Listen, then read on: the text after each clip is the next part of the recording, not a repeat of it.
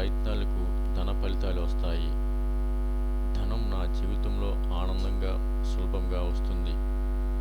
నేను ధనాన్ని హృదయపూర్వకంగా స్వీకరిస్తున్నాను. నేను సంపన్న వ్యక్తిగా ఆలోచిస్తున్నాను. నేను సక్రమైన మార్గాల్లో ధనం సంపాదిస్తున్నాను. నా ఆర్థిక స్వేచ్ఛ కోసం నేను కృషి చేస్తున్నాను. నేను ధనాన్ని గౌరవంగా చూస్తాను. నాకు అవసరమైనంత ధనం ఈ